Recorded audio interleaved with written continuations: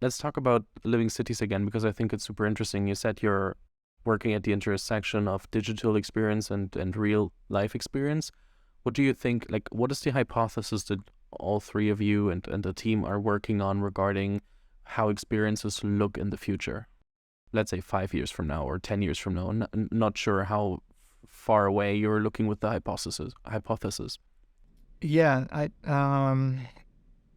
we first started working on living cities. We were doing a lot of exploration with, AI and generative tools, right? This is before DALL-E was released, like when that stuff was still kind of underground.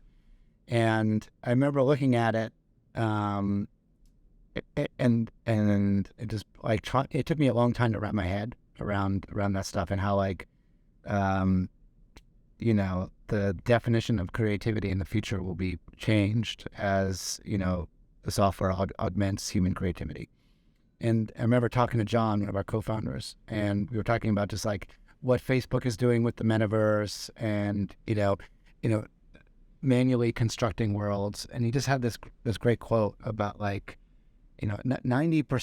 of the metaverse, of these explorable worlds in the future, that they're all going to be computer generated, right? Like there's not enough time for humans to create all this stuff, right? Like all the video game worlds will be computer generated, right? Like maybe the next version of maybe 3 versions of Zelda from now, or Grand Theft Auto, like it's all procedurally generated, right? All the stories generated on the fly, the art is generated on the fly, the maps are generated on the fly, the cities are generated on the fly.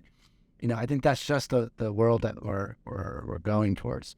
And so, this project is great because it challenges the way that I've thought about things for so long. And of course, like so much of this stuff, whether it's Chat GPT or State of the Future or anything else, it's like it's like in the mainstream now, right? And so people are still like wrapping their heads around it. It's becoming a little bit of like pop culture, but like the implications of what is being built and how we'll use it are the things that are going to stick around for a long period of time. Like there's things that are fads and there's things that will stick around forever. And I think this stuff is like, yeah, this is like transformative in the same way that like maybe the browser or the iPhone was transformative. What is it going to look like a year from now? Like, I know I have thoughts, you have thoughts, everyone has thoughts, but like, I think the space is going to expand in a pretty crazy way pretty quickly. What I think a lot of people forget when they think about digital experiences, that they only look at themselves and think, oh yeah, I'm not like, I'm just spending time on my phone or on my computer and doing this and that. But they underestimate how much time kids, for example, you play Fortnite or Roblox or other games that are like fully digital worlds where they experience things, and how it's there, like they meet there. They're like meeting people there to play, to get to know new people, etc.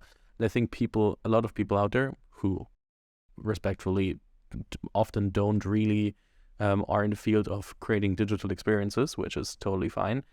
Then think about, oh yeah, it won't happen that soon. But I think with the new generation growing up, it can be very, very interesting what will happen, and super hard to grasp for you and me, for example.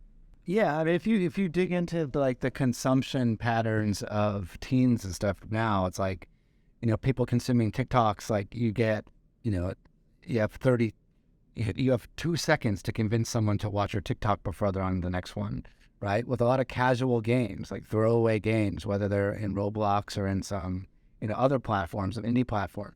Like you've got 10 seconds to capture someone's attention in that game before they move on to something else.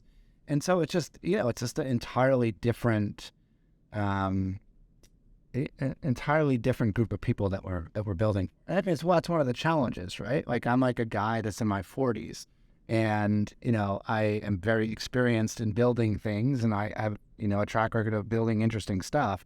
But, like this is the first time I'm really building for, an audience that's a lot different than myself, right? And so, of course, we're starting to let's build something that we ourselves find interesting, technically interesting, socially interesting. And then let's find a way to adopt it or change it so that it could be interesting to other groups too. But that's a new learning exercise for me. Which role do your kids play in this learning exercise? Oh, great question. So my kids are little, so they're 6, 5, and 18 months, right? And so my eldest, my daughter, she's not like, I don't have her really playing video games yet, so we're not there. I keep telling her, like, once you learn how to read, I'm going to show you Zelda. I'm going to blow your mind. The very first Zelda, I'm going to start her off on like the old one for like NES. And so that said, but my other co-founders have kids that are a little bit older, 14, 12, 10. And that's right in the wheelhouse of like, hey, we think we can build experiences that are going to be super interesting for them. And, how does that work? We talk about doing our friends and family testing. It's like, well, I want to test on your family. I want to test on your kids. I want them to play with this product and see, hey, is it hit you the same way that it hits me? Or in a different way? And then what can we learn from that? Right. And so that's kind of at the stage that we're at now. Like we're building something that we think is conceptually relevant to this moment in time and technology as adults and as seasoned entrepreneurs and the people that have been in tech for 20 or 30 years. But at the same time, we're also trying to build things that we think our kids are going to think is cool, right? Like we look at the experiences that they're playing, and my kids are younger. I got like older nieces and nephews, right? It's like, look at what they are playing now. It's like, I think we can make something cool. That we can make something that's like, that hits closer to home than say like a fictitious Roblox room or, a virtual world where you play Fortnite, right? And so, maybe it works, maybe it doesn't. But that's, you have to be a little audacious, I think, to think that you can make something that can play in that space.